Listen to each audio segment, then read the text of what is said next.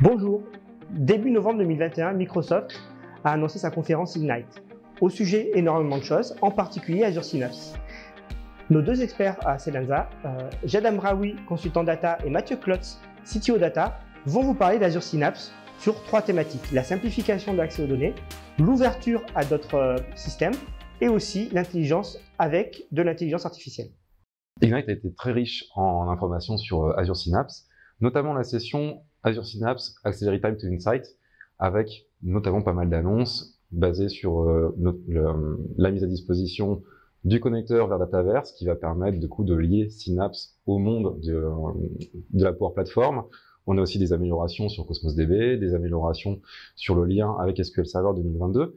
Mais néanmoins, il y a trois thèmes importants qui sont à retenir sur cette session. C'est les sujets autour du Lakehouse.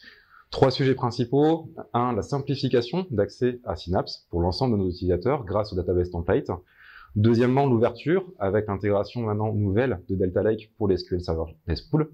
Et enfin, l'IA qui arrive maintenant dans Synapse avec l'intégration avec les Cognitive Services.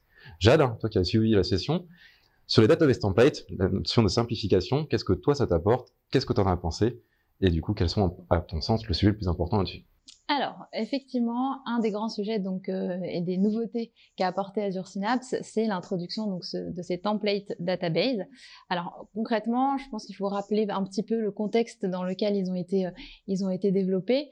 Azure Synapse Analytics, c'est une plateforme qui veut uniformiser toutes les sources de données autour d'une seule et unique plateforme afin de faciliter l'extraction, l'intégration et l'analyse de nos données.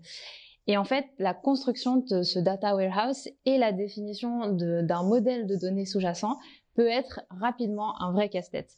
Et donc, c'est dans cette optique que Microsoft a introduit ces fameux database templates dans son service Synapse Analytics.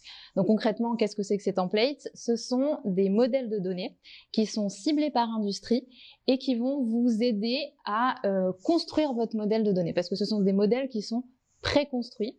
Ils sont disponibles sans coût supplémentaire, donc totalement gratuitement. Et en fait, vous allez pouvoir y accéder via un éditeur graphique. Donc cet éditeur graphique va vous permettre d'importer vos templates selon votre domaine d'industrie, va vous permettre de les modifier, va vous permettre de les enrichir potentiellement si vous avez déjà un data lake existant et une structure sous-jacente. Alors, quel est l'avantage en fait de faire appel à cette nouvelle technologie? Bon, premièrement, on le comprend, ça va être un gain de temps et surtout un très grand support pour vos équipes de data engineering, parce que justement, ils vont avoir des modèles qui vont être ciblés sur leur industrie et qui sont déjà fiables, qui ont été étudiés, et donc ça permet d'éviter des erreurs pour la suite. Deuxièmement, on va avoir une intégration simplifiée de vos sources de données vers ces modèles-là, grâce à des solutions de mapping qui existent déjà au niveau d'Azure Synapse. Et troisièmement, et qui est assez important, c'est qu'on va avoir l'intégration de modèles de machine learning qui vont venir être plugués directement sur ces modèles-là, et donc qui vont vous permettre, à partir du moment où vous avez intégré vos données grâce à ce modèle-là, de pouvoir déployer ça via des modèles de machine learning, et le tour est joué. Okay. Donc une grande simplification pour les équipes data engineering, etc. Super. Le deuxième sujet, c'était l'ouverture avec l'intégration de Delta Lake au sein de Synapse. Delta Lake, on le connaît nous principalement sur Databricks. Quel est du coup l'apport de Delta Lake au sein de Synapse? Alors, quand on connaît un petit peu le service Azure Synapse Analytics, donc on sait qu'il y a plusieurs types de ressources de calcul, donc qui vont être à notre disposition. Et notamment, donc parmi les trois principales, on va avoir les pools Apache Spark, donc qui vont être des ressources dédiées qui fonctionnent sur du Apache Spark, et des ressources dites serverless, et donc qui vont être des ressources à la demande.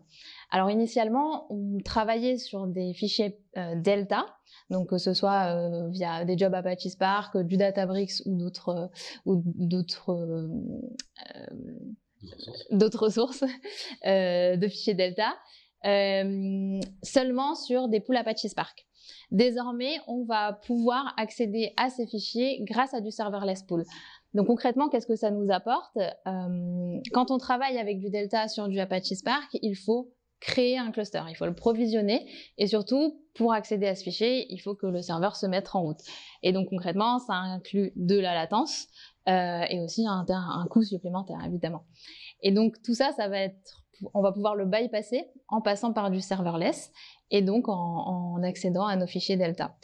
La connexion à nos fichiers Delta via du serverless, elle va être très simple, puisque c'est simplement une requête open recette avec le lien de notre fichier Delta fourni. On va pouvoir accéder à des fichiers qui sont disponibles publiquement ou bien des fichiers à accès restreint en fournissant les bonnes informations d'accès.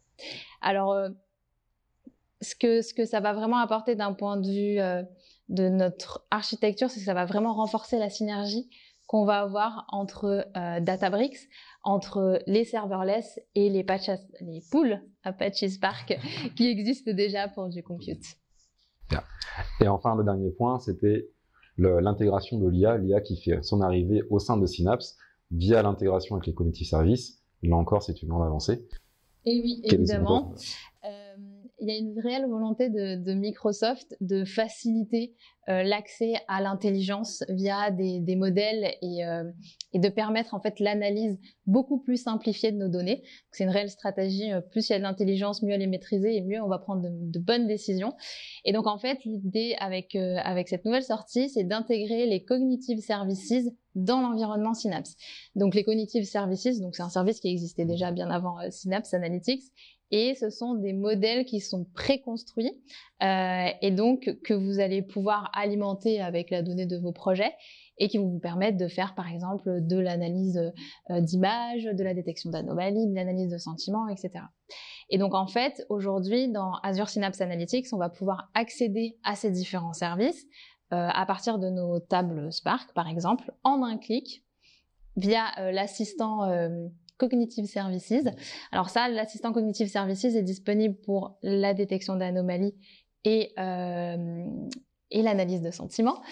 Et on va pouvoir, pour compléter cette offre de service, pouvoir appeler sinon la librairie Synapse ML qui est disponible au niveau de Synapse Spark. Donc le grand intérêt, c'est vraiment de pouvoir, même si on n'est pas un data scientist confirmé, faire appel à des modèles de machine learning et de pouvoir par la suite visualiser ces résultats et prendre les bonnes décisions. Super, merci.